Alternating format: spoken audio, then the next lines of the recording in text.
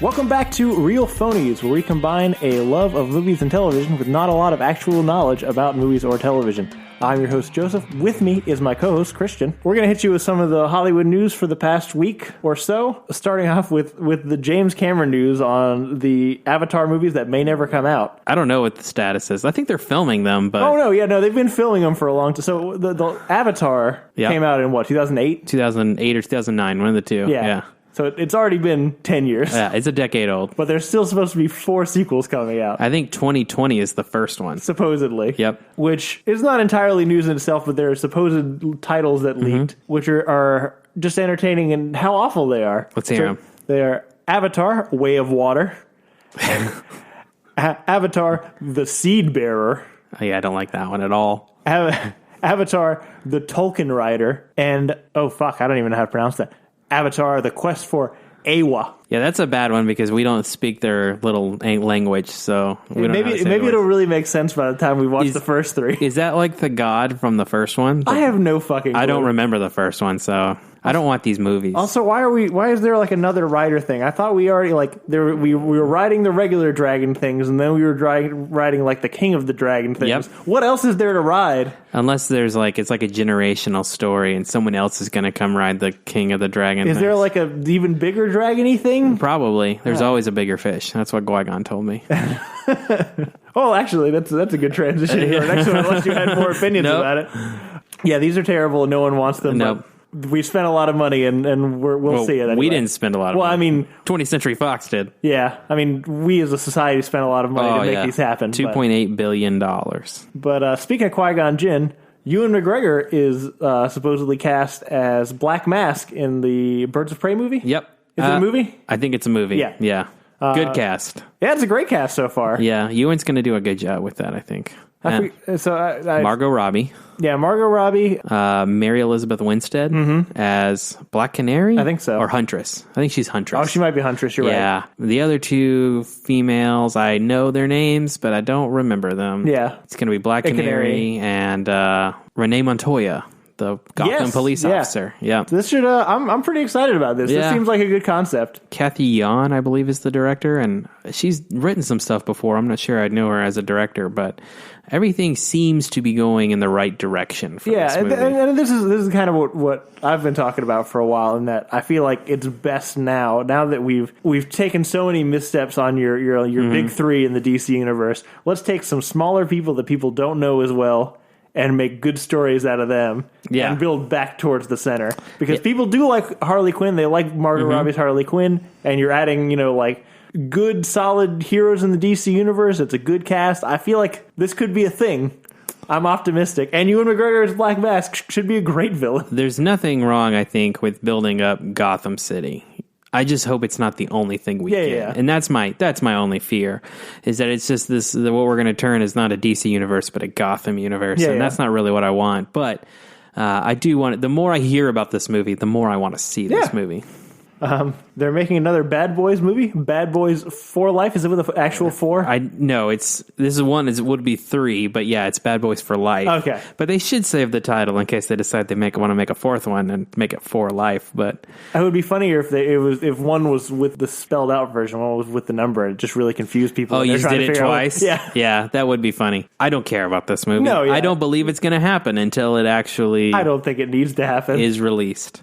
I'm not even sure if Bad Boys 2 needed to happen. Look, I'm going to say that Bad Boys might be Michael Bay's best movie, but yeah, those 2 are funny together. It just seems dated. The time has passed. Yeah. Really, Bad Boys is Michael Bay's best movie? Name me a better one. The Rock, Pain and Gain? Pain and Gain, maybe. I don't think The Rock. Really? Yeah. Oh, God, I love The Rock. Ed Harris is the villain? Yeah. Sean Connery overacts his butt off in that movie. It's great.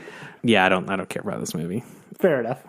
Brie Larson for Halloween was dressed up as Samus Aran from the Metroid series, and has since come out to say that she is interested in starring in a Metroid movie. Look, she'd be great for it. She would. And I would, if all classic Nintendo characters, which one would make the best movie character? It's probably that one. I mean, definitely. I mean, it's Alien, you know? Yeah. there's a lot of similarities. I think it definitely would work better than, say, like Link or certainly Mario. Yeah. But it should be good for it. Yeah, but I mean, it could be like a family-friendly PG-13 version of the Alien franchise. Oh, yeah, that's a really good idea. With a likable protagonist instead of a bunch of dumb fucks who get themselves killed every time. No, and you frame it in that light, like even more so, that seems to make more sense. Yeah. Like you could make a kind of like a family friendly, like it's not so much horror, but like there is like a suspense side to it. So yeah, space suspense movie. But. I mean, you can make it as scary or not scary as you want to make it. It definitely, I feel like to be true to the character or true to those games, you need some of that. Yeah. You don't want it to be her in a Guardians universe, you know what I mean? Right. But definitely I think there's potential there. Agreed. The director of the medium budget B-movie Overlord. It's getting great reviews. I almost said high budget, and it's like, it does not look like it's got a big budget. Is apparently going to be, for his next project, is going to be making a Flash Gordon movie. Yeah, that's the rumor. A big inspiration for the Star Wars franchise. Yep. Flash Gordon. Well, it had a series back in the... like 40s or 50s, like a long time ago, like right at the birth of television. And then, of course, the movie with the all-Queen soundtrack. Right. Which is the best part of that movie. And, I was thinking the guy's Dolph Lundgren. It's not Dolph Lundgren. He looks like Dolph Lundgren, though, but I can't think of his name. Yeah. That guy's, like, had a rough life. Like, post-Flash, like, he got hooked on crack and all sorts of crazy stuff. He's kind of cleaned his act up now, and now he's, like, on the Comic-Con circuit, but... He was in a Ted movie? He was in a Ted movie. I'm pretty sure he came to Pensacon last year. Did he? Yeah. Huh. Well, look out for that guy. Yeah. Maybe this time. Maybe he's coming back. Yeah. But Overlord guy. I'm kind of okay. I want to see a trailer for it. I want to see Overlord. First, yeah, I guess that's fair. Yeah, before I make an official decision, but that's fine. Sure. Our final bit of news for the week: the creator of the Netflix Castlevania animated series is does he want to, or is he in talks for? The rumor is they're going to announce it later this month. Interesting. It's finalized, but is likely to produce and showrun probably showrun a Zelda series. Is it like going to be an animated Zelda series? I believe it'll be animated. Yeah. Look. I want that. I want a Legend of Zelda. And I would almost say I want it in live action, but I just don't think it would work. I want it in animation. Do you remember that time, this was like several April Fool's Days ago, when they made like a trailer for a live action? Yes. Yeah, and it was pretty good. It was Majora's Mask, right? Yeah. Oh, it was real good. It was like by the fire, and they were just like cackling, and there was it was great. Adi Shankar, I don't know how to say his name. Look, Castlevania isn't great. I think it's fine. There's a low bar for video game interpretations, and that one's probably on the higher end of them because the bar is so low. I mean, look, a lot of video game properties, and it probably, I haven't played the Castlevania game, so I can't 100% speak to it, but definitely like story arc and just style-wise pander to a demographic of males between like 12 and 15 years old. Fair. And if the series is like directly pulling from that, then yes, I think that's achieving exactly what it's supposed to be achieving. But as an adult man, I do not enjoy that show. I think it was based off Castlevania 3. Which I never played, but that leads me to believe that it's probably a pretty direct interpretation of what the game was because it's based off a specific one. If I were to see a Legend of Zelda TV show, I would want it to be probably, you know what? I'm going to say Majora's Mask. I think that's the most thematic. Well, it works really well for a TV show because it's easy to establish the same world. You can keep the same sets. You have the same characters that you interact with on a regular basis. And you can still like explore new stories and new like activities and just reset at the end of every episode, which is kind of, I guess, frustrating as an audience member knowing that, you're kind of starting from the same place. But I think it could be done creatively and done well. But what do you do about Link? What do you do about Link as a character? What do you mean? I mean, he doesn't talk.